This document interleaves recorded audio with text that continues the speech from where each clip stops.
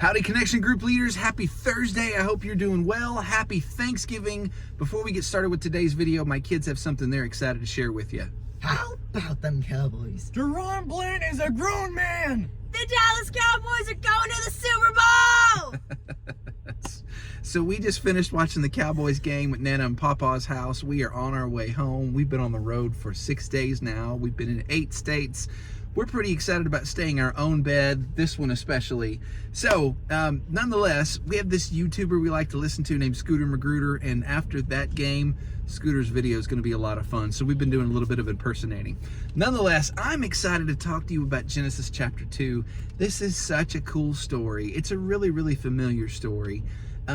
As you've heard me say a billion times, guys, please, please, please, just because it's familiar, don't skip over it. Really think about it. Slow down and read it slowly and consider it. So even as we've just been driving a little bit, I've been thinking about this, and here's a few thoughts that I've put together that I think maybe will be encouraging to you, maybe a little bit helpful also. For starters, it says that Abraham, after God gave him the declaration, hey, I want you to kill your only son, Isaac, that I've given, sacrifice him to me.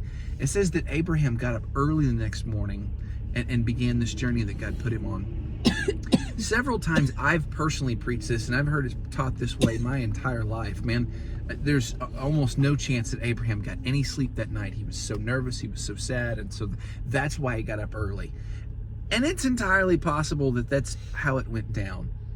But as I was thinking about this, the Lord asked me just to consider something. He said, have you ever thought about the fact that maybe Abraham was just that ready to obey me? Whenever I gave him a command, Abraham said, yes, Lord, and he did it. And notice, there's zero hesitation here. Even though this is a really, really hard thing, Abraham obeyed, including he got up early to obey God. Man, there's a lot that we can garner and take from this, truly. I think that's really, really good. So it says they traveled to the land of Moriah. And we'll talk about Moriah in a second, because that's a pretty cool one. But then we had this conversation between Isaac and Abraham. And Isaac's looking around, and I love the fact that Isaac knows the process. Hey, Dad, we've got the wood. We've got the fire. We don't have a lamb, though. Where's the lamb? But that tells you, like, this family has been worshiping together already. They know the sacrificial process. But I also love the fact that Abraham gives a very faithful answer. He's saying it out of faith.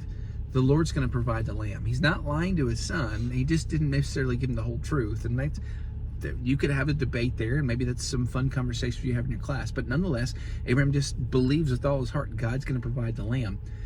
But notice this, for the next few verses, whenever they actually take the steps to go up the mountain and they go to make the sacrifice, Isaac, by the way, is a teenager at this point. He's probably Zion's age, right? And Caden's too. They're the same age, but thinking along the lines of a son.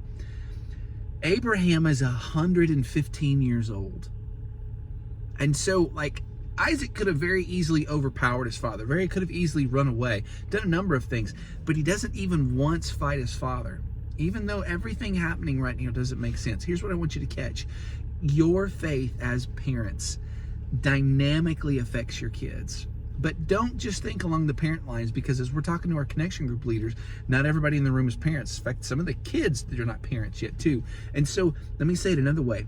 Our faith dynamically affects those around us. It inevitably will lead to, not always, but inevitably will lead to others choosing to be faithful as well, because we've made the choice to be faithful. So even though this is a hard situation, Abraham's being obedient, and as a result, Isaac's being obedient also. And then, of course, we have this moment. He raises the knife. He's getting ready to do exactly what God said. And God says, Abraham, Abraham, now I know that you will obey me. Now, again, the Lord knew how this story was going to end. Abraham now knows that this is what the extent of my faith looks like. And discovers, yes, God is, in fact, as good as I knew he would be. Because God does in fact provide not a lamb, but a ram. This is why this is neat. Think about what a ram is. It's an adult sheep. Specifically, rams are the quote-unquote leaders of the sheep. They're the front of the pack.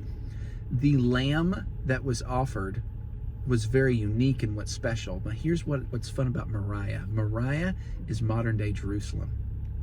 Now, I don't know that he's on the same mountain that we called Golgotha, although it would not surprise me at all.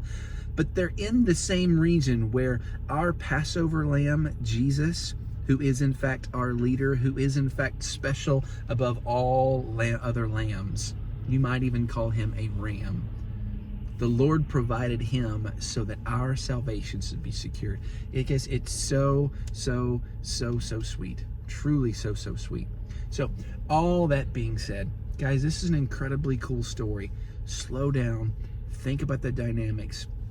Be encouraged by that. And truly, if nothing else, think again. Our faith has the ability to affect those around us in really powerful ways. Okay, I'm told I'm going to sign off. We're going to go to the bathroom and get back on the road, but we do. Church family, we love you. We are so thankful for you. We can't wait to see you on Sunday. Guys, you got anything else you want to say? Happy Thanksgiving! Happy Thanksgiving. Love y'all. We'll see you later. Bye. Go Cowboys! Woo!